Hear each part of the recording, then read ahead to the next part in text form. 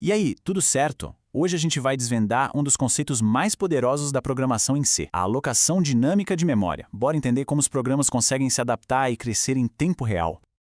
Então, qual que é o nosso roteiro? Primeiro, a gente vai entender o porquê da coisa toda, o problema que a alocação dinâmica veio para resolver. Depois, claro, a gente vai ver a solução, conhecer o famoso RIP, que é tipo a nossa reserva de memória flexível. Daí, vamos falar sobre a grande responsabilidade que vem com esse poder todo e, para fechar com chave de ouro, vamos ver tudo isso em ação. Vamos nessa? Beleza, então. Para a gente valorizar a solução, primeiro a gente precisa entender qual é o problema, certo? Qual é a limitação fundamental que a gente enfrenta quando escreve programas daquele jeito mais tradicional? É aqui que o bicho pega. Com variáveis normais, a gente meio que precisa ser vidente, sabe?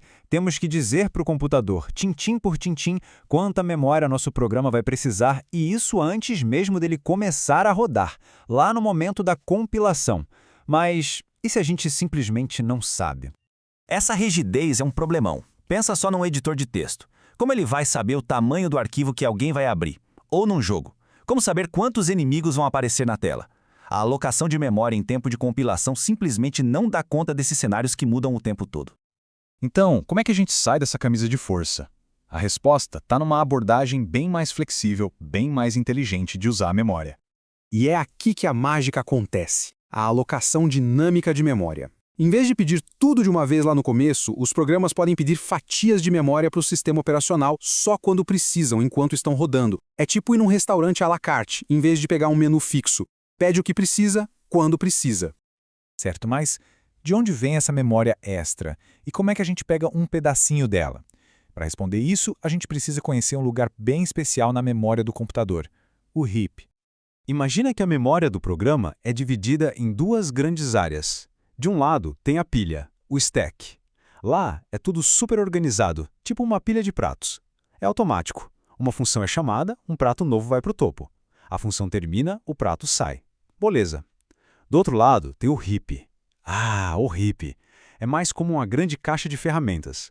É um espaço mais caótico, mas, nossa, incrivelmente flexível. Lá a gente pode pegar e guardar ferramentas, ou seja, memória, do tamanho que a gente quiser, na hora que a gente quiser. Só que tem um detalhe.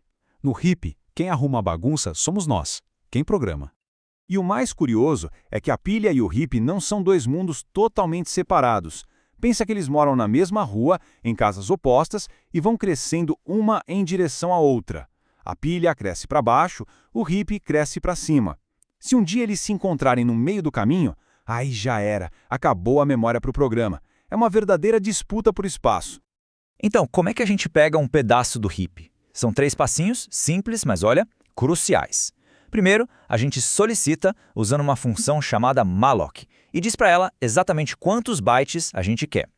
Segundo, se o sistema tiver espaço, ele entrega para a gente um endereço, um ponteiro, que aponta para esse novo bloco de memória. E terceiro, e isso é vital, a gente verifica.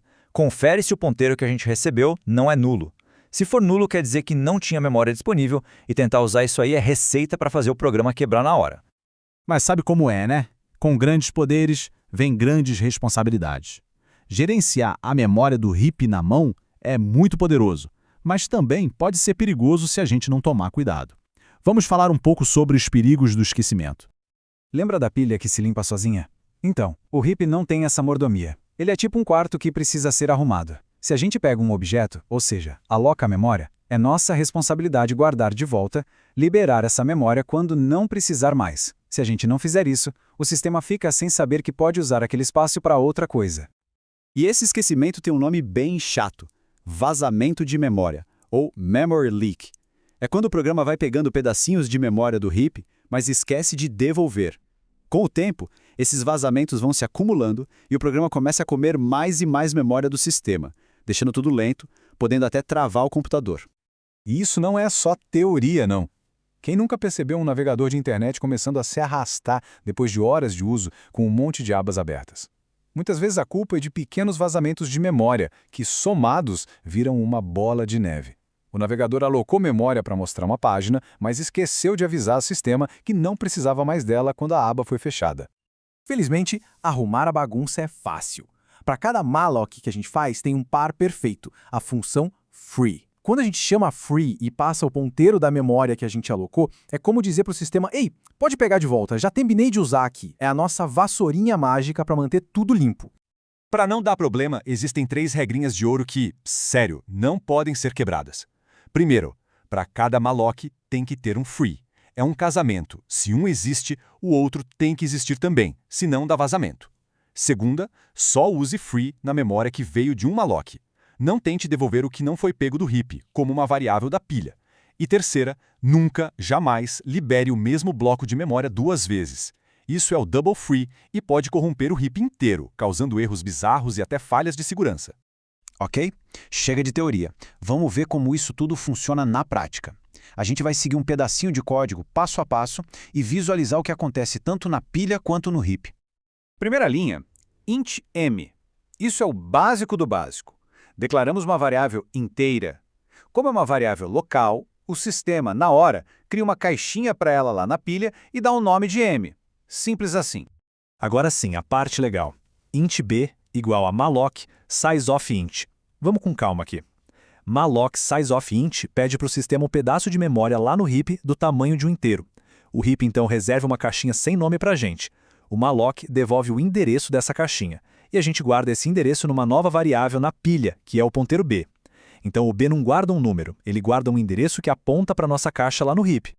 E agora com a linha b igual a 12, a gente usa aquele asterisco para falar, olha, não quero mexer no b em si, quero mexer no lugar para onde o b está apontando. Então o programa segue o endereço que está guardado em b, vai até a nossa caixinha sem nome lá no heap e coloca o número 12 lá dentro. Com free, a gente cumpre nossa parte do acordo. A gente avisa o sistema, pode pegar de volta a memória que está nesse endereço que o b aponta.